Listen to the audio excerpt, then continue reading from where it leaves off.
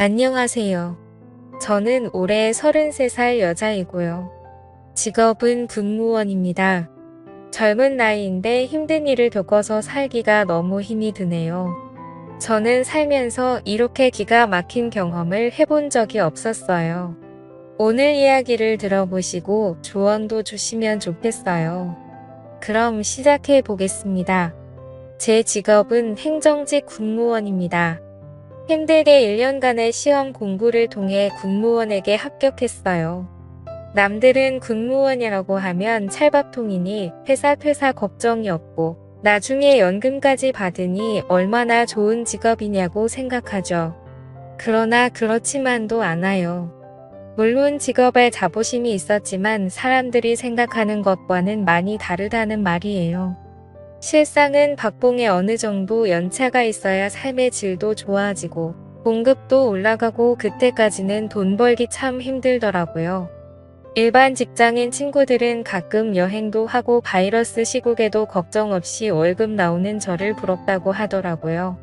하지만 어떻게 보면 군무원 생활하는 곳이 군대잖아요. 계급 사회죠. 그래서 그런지 오래 버티는 사람들이 별로 없어요. 다들 중간에 그만두거나 아니면 공부를 좀 더 해서 공무원이나 공기업으로 이직을 많이 하는 편이에요. 그래도 전 나름 오래 있긴 했어요. 행정직이라 그런지 그렇게 힘들지도 않고 제 일만 하면 크게 눈치 주는 상사도 없었어요.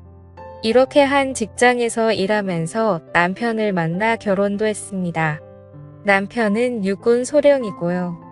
처음 남편을 보았을 때 제복이 너무 멋있더라고요.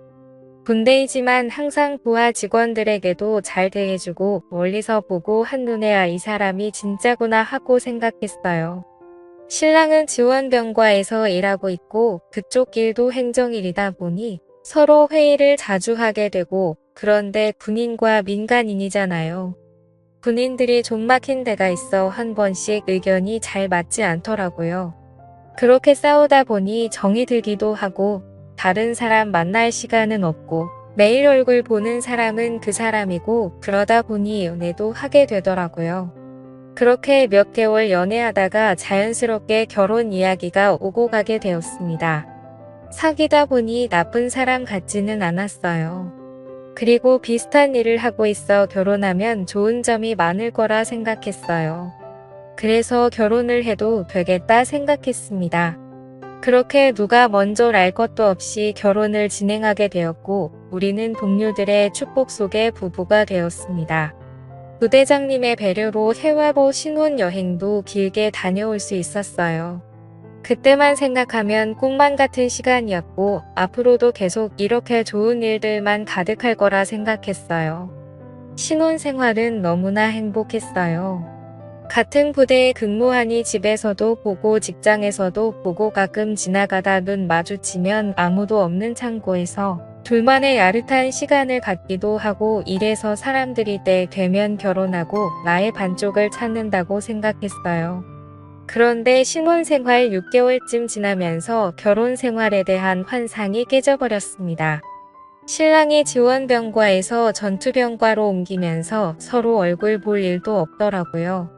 제가 시간이 나면 남편은 훈련으로 인해 바쁘고 남편이 시간이 나면 제가 정신없이 바쁘더라고. 어쩌다 둘 다 시간이 생겨도 데이트보다는 밀린 잠을 자는데 먼저이고 결혼만 했다 뿐이지 전과 별로 달라진 게 없더라고요. 나중에는 이게 부부인지 군대 동기인지 분간하기 어려웠어요. 그냥 한 집에 사는 룸메이트 같았습니다. 그러다 보니 부부간의 애정도 별로 없었어요.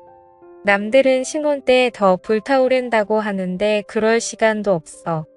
결혼 생활에 대한 페이마저 들다군요. 그래서 공무원을 그만둘까?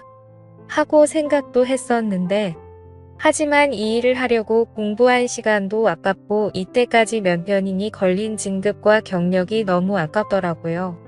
물론 돈은 넉넉하지 않았어요. 적어도 아이를 가지기 전까지는 부지런히 벌어서 저축해 놔야겠다고 생각했어요. 그런데 안 되려고 하니까 모든 일들이 제 마음대로 되지 않았어요. 사회생활이라는 게 업무도 중요하지만 인간관계도 정말 중요하다는 생각이 들었어요. 그게 제 마음대로 되지 않았어요. 바로 새로 들어온 간호장교 때문이었습니다. 일반 직장인도 마찬가지겠지만 군무원 또한 시간이 지나고 진급하고 연차가 쌓이면 선후배의 관계가 엄격하거든요. 그리고 여기는 군부대잖아요. 하지만 민간인과 군인 신고는 계급을 떠나 서로 동반자라고 해야 할까? 서로 이해하고 다독여 주려고 노력하는 사이거든요. 친한 사이는 될 수 없겠지만 적어도 불편한 관계는 되지 말자고 생각했었습니다. 그런데 늦게 온 간호장교가 유난히 되게 까다롭게 굴고 불만도 많이 있어 보였어요. 나이도 비슷하고 계급도 대위라서 저도 막 대하기에는 좀 힘든 사람이었어요. 그런데 어느 날부터 저와 관계가 나빠지기 시작하더라고요. 평소에 똑같이 했는데도 뭐 행정일을 이따게 보냐 등 짜증을 엄청나게 내더라고요. 그래서 제가 한 번은 시간을 내어 물어봤어요. 저게 대우님 뭐 제가 실수한 거 있나요? 근데 무시하듯이 그냥 말없이 노려보더니 가버리더라고요. 아무튼 결혼 생활도 재미없고 사무실에서 신경이 쓰이는 일도 생기다 보니 스트레스가 정말 많았습니다. 그러던 어느 날이었어요. 훈련을 다녀온 남편의 짐가방을 정리하는데 처음 보는 화장품이 보이더라고요. 남편이 쓰는 남성용이 아니라 여성용 화장품이었어요. 이거 당신 거 아니잖아. 어디서 났어? 그랬더니 남편은 그거 화장품 다 떨어져서 새로 샀어. 라고 겁니다. 그래 그런데 이거 가벼운데 새 것 아니야? 아 오나 쏟아져나 보지. 뭐 그렇게 꼬칫꼬칫해물어 화를 내는 남편을 보니 저도 더 묻기가 싫어지더군요. 근데 여자의 직감이랄까 뭔가 좀 이상한 느낌은 들었지만 그날은 그냥 넘어가기로 했습니다. 그런데 며칠 후 전 똑같은 화장품을 다시 보았어요. 집이 아니라 사무실에서였죠. 그렇게도 저를 싫어하던 간호장교의 책상 위에 똑같은 화장품이 놓여 있었습니다. 처음엔 아무 생각 없이 봤어요. 우연일 수도 있겠죠. 화장품 전시대에 가면 흔하게 살 수 있는 화장품이고 우연히 같은 걸 샀을 가능성이 있잖아요. 그렇게 생각하고 넘어가려고 했습니다. 그런데 머릿속에서 그 생각이 지워지지 않더라고요.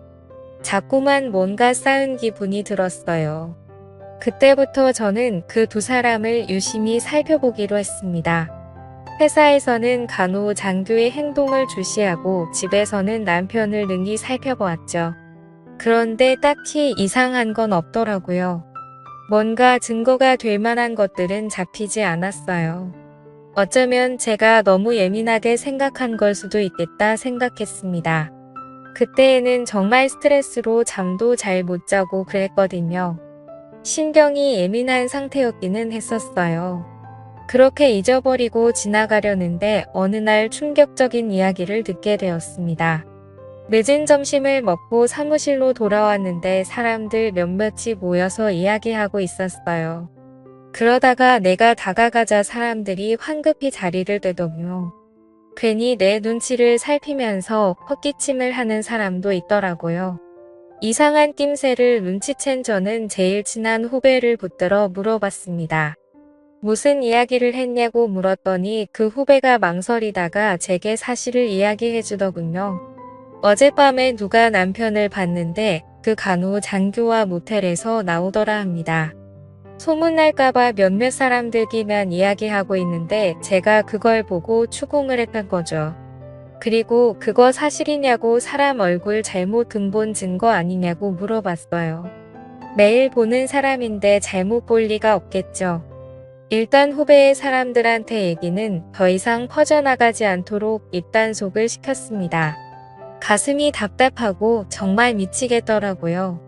결혼 생활 6년도 아니고 6개월 차인데 벌써 남편이 남의 편이 되나니 이어 현실판 부부의 세계가 되었어요. 마음 같아서는 당장에 그 두 사람에게 따지고 싶었지만 일단은 참았습니다. 확실한 증거를 잡고 싶었거든요. 다행히 소문은 더 퍼지지 않았고 남편도 그런 얘기가 돌았던 건 꿈에도 모르고 있더군요. 아무 일도 없다는 듯 출근하는 그 얼굴들을 보니 정말 뒷사랑 날려주고 싶더군요. 저는 먼저 남편 핸드폰에 위치 추적 응용 소프트웨어를 설치했습니다. 제 눈으로 확인하고 싶었거든요. 응용 소프트웨어를 깔면서 문자랑 통화 내용을 봤는데 벌써 지워버렸는지 없더라고요. 그렇게 남편의 행적을 추적하던 중 드디어 남편이 수상한 길로 가는 걸 발견했고 얼른 택시를 타고 남편이 있는 곳으로 향했습니다.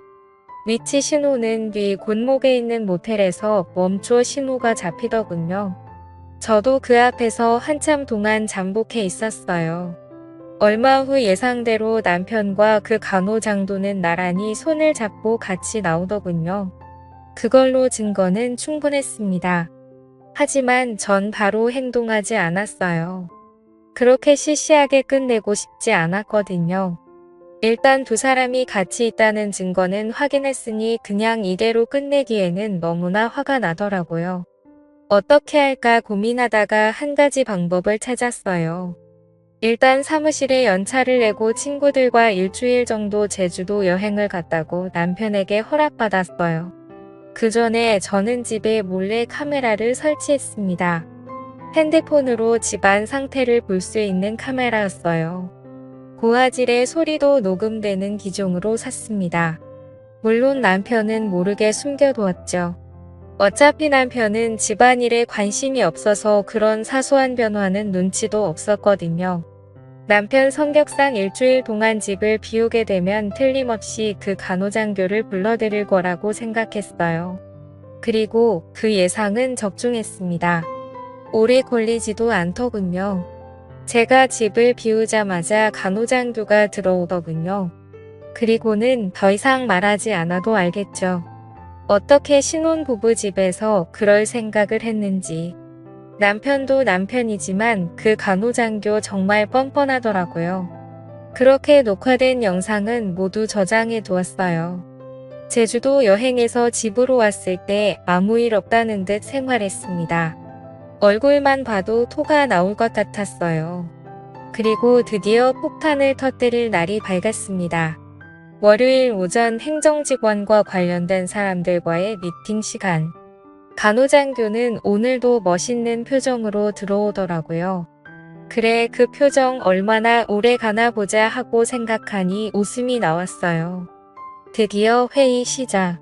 노트북에 연결된 영상을 보는 순간 회의에 모인 모든 사람이 깜짝 놀랐어요.